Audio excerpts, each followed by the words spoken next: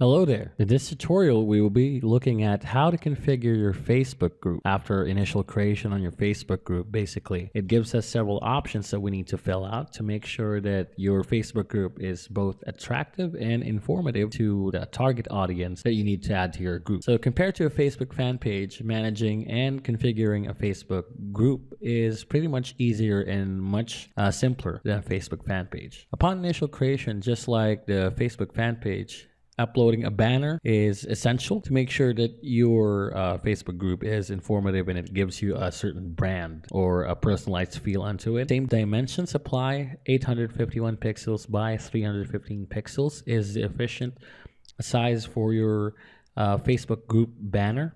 However, the safe areas are pretty much different compared to your personal banner or your personal Facebook page banner. So right here, you can see a safe zone for uploading your content. Right over here, we can see that for the FB group buttons, make sure that you don't have any content, text, or some kind of detail on your image underneath those to make sure that you can maximize the way the image appears. And likewise over here, we can see that this part over here is occupied by the group name, how your audience will see it. So make sure there's no text or content on that area as well. And everything else is pretty much self-explanatory. Unlike a Facebook fan page, there's no option for you to add a profile picture. So over here, we can see buttons such as share this group.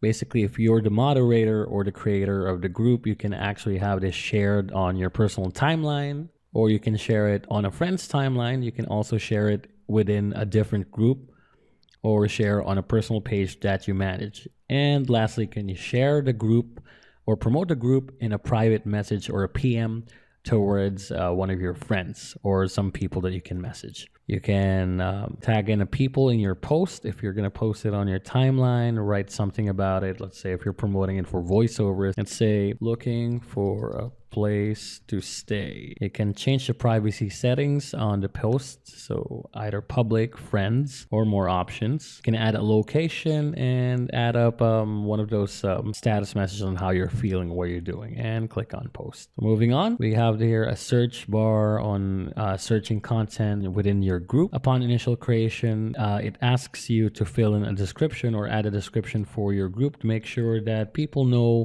who you guys are, what you're offering. You can add an icon, and over here, if we scroll down, we can see the current members or active members of your group. You can see here 2 members. Basically, one would be the moderator, or if you're the one who created a group, it will be you. And you can see other members that are present on your group. Now, you can see a gear icon right below the person or right below the people who are under your group. Basically, this gives you the option on making them a moderator, or if you want to remove them from your group, you can actually do so. You can find here a button on adding people. So it gives you the option to type in their name, and basically it's gonna auto-populate with people or friends that you're already connected with. Say if I type in the letter L, it's going to populate with people on my friends list. This drop down right here allows you to filter in and check on if you happen to have a really large number of people under your group. It gives you the option to filter them out with and check on who are the admins or the members by name and the members by join date. You can also see people who you've blocked on your group. Under events, it's pretty much basically just like creating an event under your personal fan page or your personal Facebook page. You can create an event, add the name of the event, add the details, add a place, and the date and time details. You can also click on the option to invite all members of the group. So basically, if it's going to be an important event like a convention, a meetup, or a seminar, you have the option on sending automatic invites to all of the members on your group, rather than having to message or send a PM with them one by one. And settings over here, you can check on upcoming events and the settings for your events. So it allows you to change temperature. That's pretty cool. And for display options, you can hide suggested events, hide declined events, hide birthdays, hide invites from iCalendar export, and show 24-hour time. Moving over to photos, basically a cool feature of being in a group, you can actually upload pictures pictures and videos to your group, which would make it more attractive to people. Let's say if you happen to be a group that's doing video games, you can upload contents for video games, such as videos, let's say reviews. You can create an album or add a video over here, and if you scroll down, we can see available content or available media that we've already uploaded.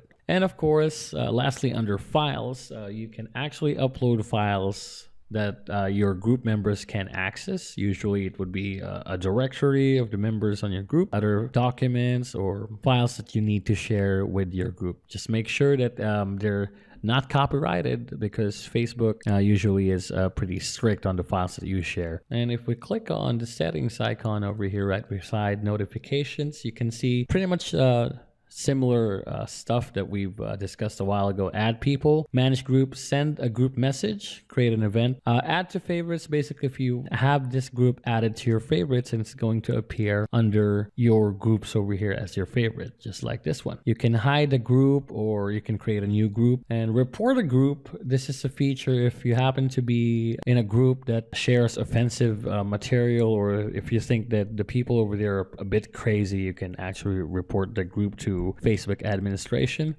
Select options on what's wrong with the group. Let's go ahead and check out manage group.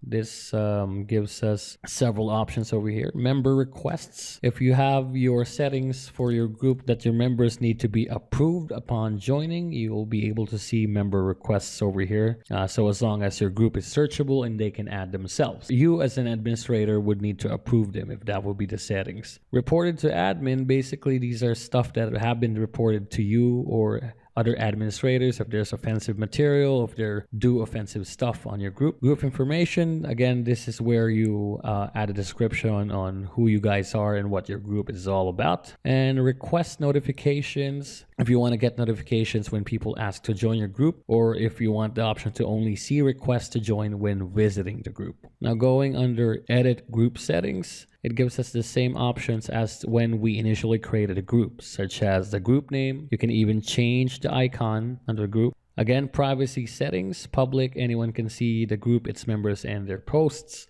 We created a closed group, so anyone can find a group and see who is in it, but only members can see the posts and the content that you've uploaded.